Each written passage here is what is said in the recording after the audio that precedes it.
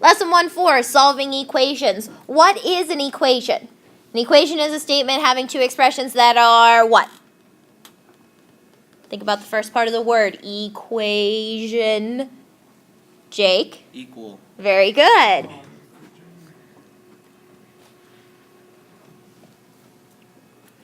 Below are all the properties that we use to solve equations and determine that equations are equal. These properties are in your book. You don't need to copy all of these down because they are here on the notes and they're in your book, so you can refer to them anytime you need to.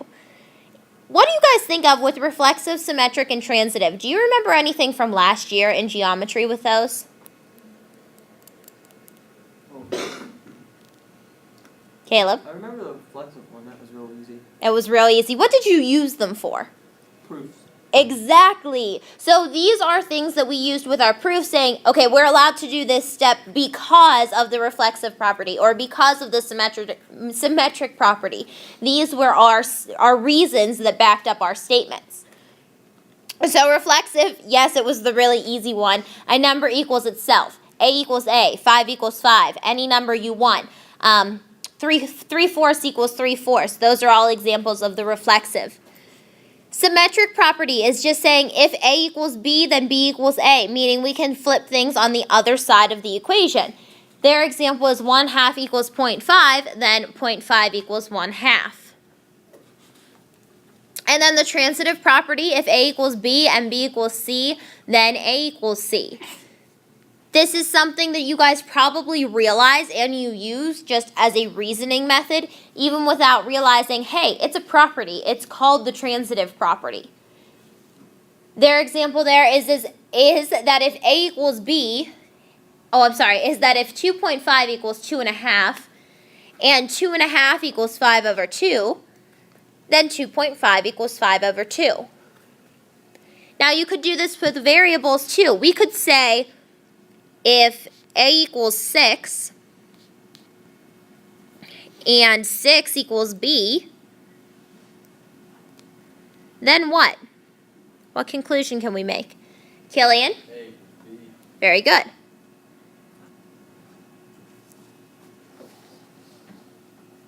Substitution is saying that if you have two equal values, A and B, you can substitute in A and B into equations anytime you need to. So 9 plus A equals 15. Then we also know that 9 plus B equals 15. Addition, subtraction, multiplication, and division. All of those properties are saying that if you do it to one side of the equation, you need to do it to the other to maintain equality. So if I'm adding 2 to one side of the equation, I have to add 2 to the other. You guys know that. That's what you do when you're solving your equations. A solution to an equation is all the values that make an equation true. The solution are all the values that make an equation true. If you think about the word inverse, we used the word inverse last week when we were talking about additive inverse and multiplicative inverse. And the additive inverse was when we were adding the opposite. Inverse operations is when you're doing the opposite operation. You are doing operations that undo each other.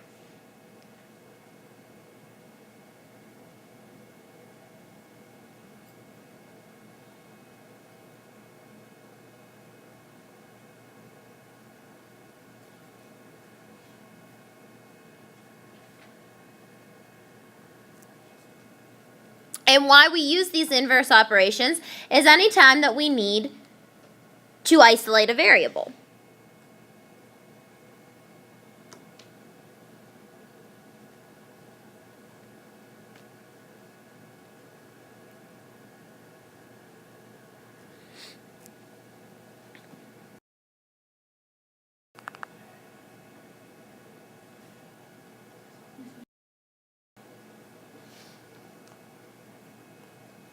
Who can give me an example of two inverse operations?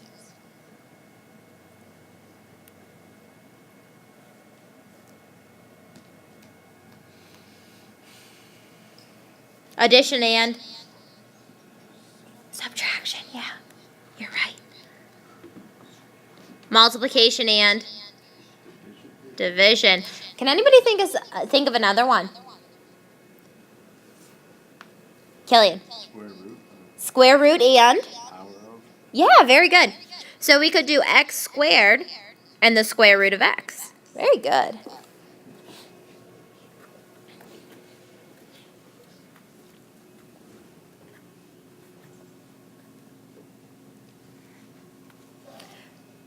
Solving one-step equations.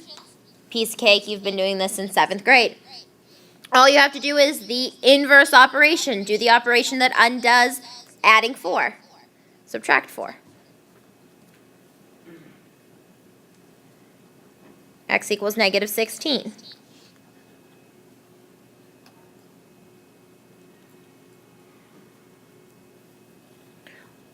(12b) equals 18. What operation undoes multiplication by 12? Zach? Yeah, division by 12.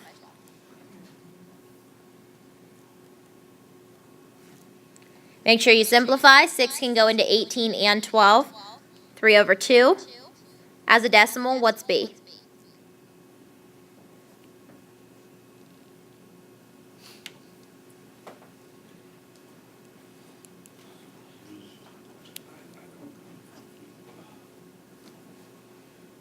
Two goes into 3 how many times?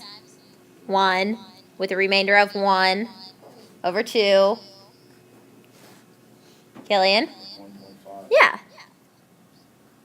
You guys knew that.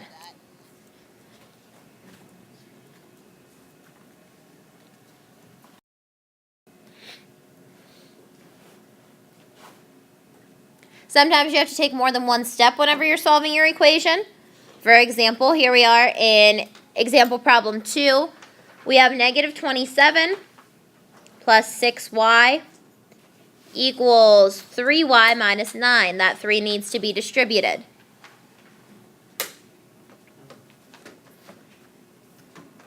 The inverse operation of a negative 27, that's like subtracting 27. Add 27 to both sides. 6y equals 3y plus 18.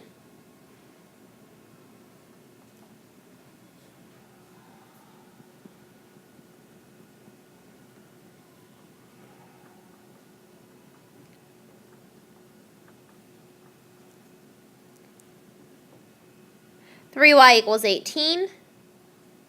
Divide both sides by 3, and y is 6.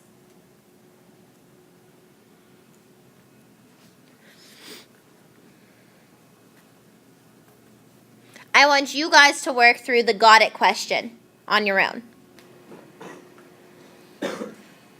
Make sure you distribute first.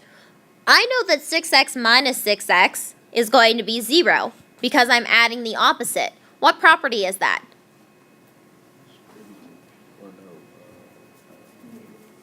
Additive. Yes, Lindsay. How did you get negative 2 times 4 equal negative 4? I didn't get that. I got it equals negative 8. Thanks, Lindsay. That's definitely wrong. It's negative 8.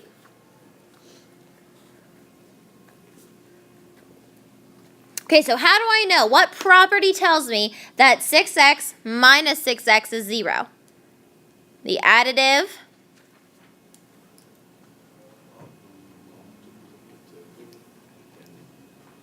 The additive inverse. The additive inverse tells me that 6x minus 6x is 0. So then I have 6x is canceling out. Negative 3 minus 8 is negative 11 equals 11x. Signs are very important. X is negative 1.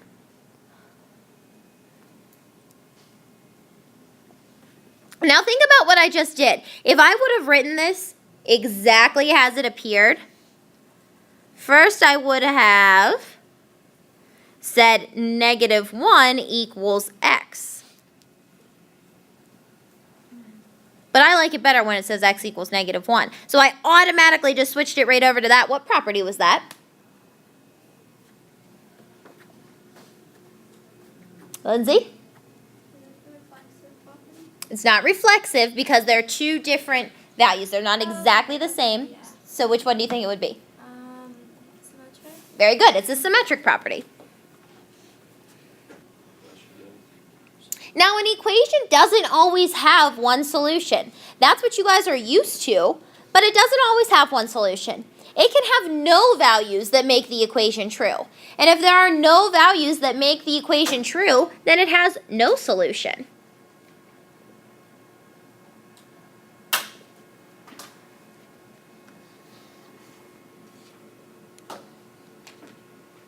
And if the equation is true for every value of the variable, it is called an identity equation.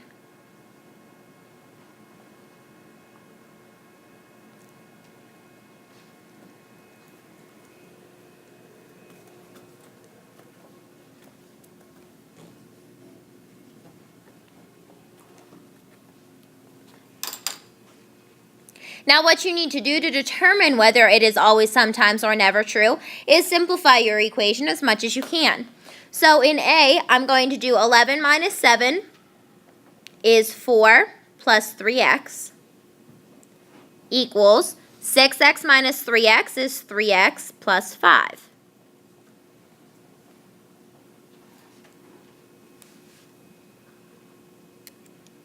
Now I'm going to eliminate the variable by subtracting 3x on both sides.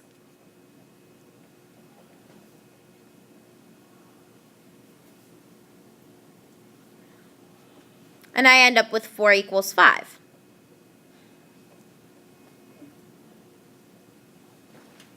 Well, you guys know that 4 does not equal 5. That is a false statement. And since it is a false statement, this is never true.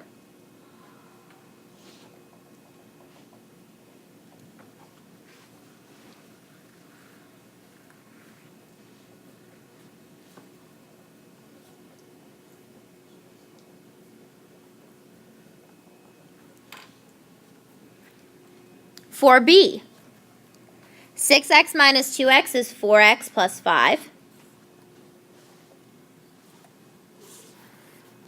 And then I have 4 plus 1 is 5.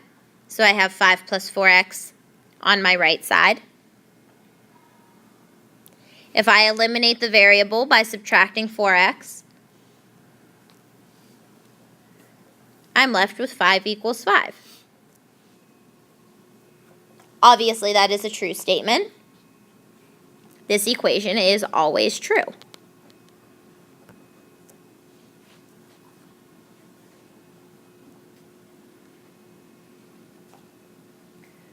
You guys work on question 4, parts A and B.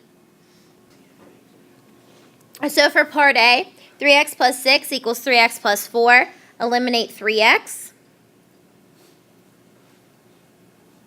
6 equals 4. Of course, that's not true. This solution is never. Who got that? By show of hands, who got that? Good. And then in part B, you had to make sure you distributed the 3 and the 2. And then whenever I distribute, I get 5x minus 12 equals 5x minus 12. Subtract 5x from both sides. And I have negative 12 equals negative 12. That's a true statement, so this is always true.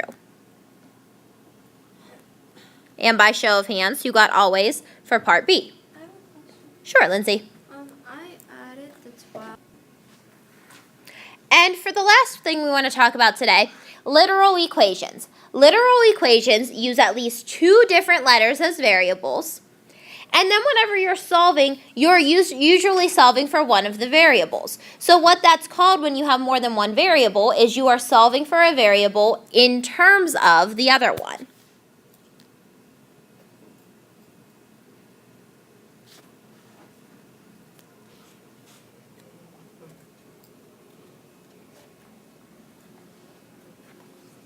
I'm sure you guys have seen this equation before, converting degrees Fahrenheit to degrees Celsius. C equals 5/9 times the quantity F minus 32. Now this equation is solved for C in terms of F. But what we want to do is we want to do the opposite. We want to solve for F in terms of C. So we have this equation.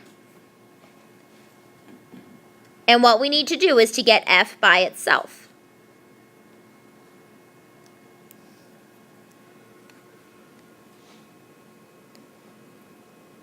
Does anyone have a suggestion for my first step?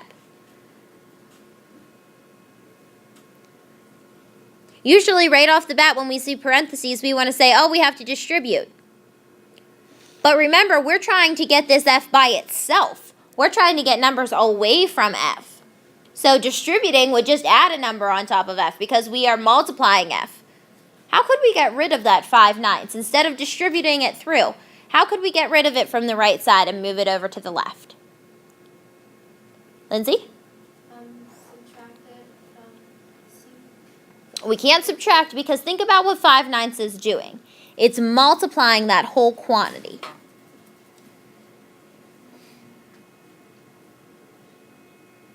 Think back to our multiplicative inverse. Courtney, that's exactly what you do. Very good. Multiply by the reciprocal. Because the multiplicative inverse says that if you multiply by the reciprocal, you get 1. So that means this 5/9 and 9/5 just equals 1. And so we've eliminated it from the right side of the equation. And now we have 9/5 C equals F minus 32.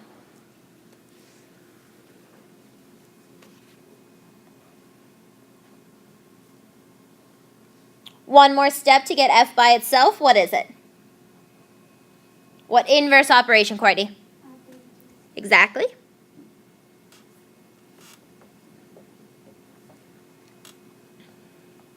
So in terms of C, we have that F equals 9/5 C plus 32.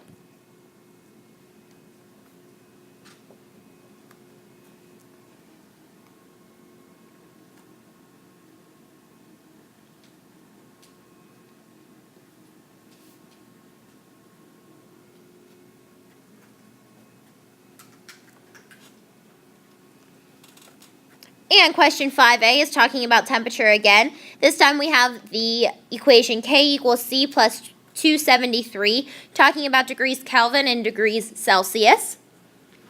What is C in terms of K? So that means we have to solve for C. This one's going to be even more simple. We only have to do one step. What is it? How could I get C by itself? Paul? Subtract 273. Exactly.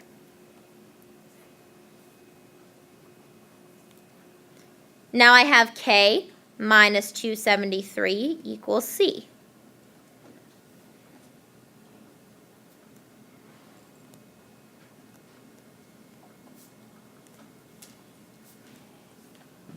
Degrees Celsius solved in terms of degrees Kelvin.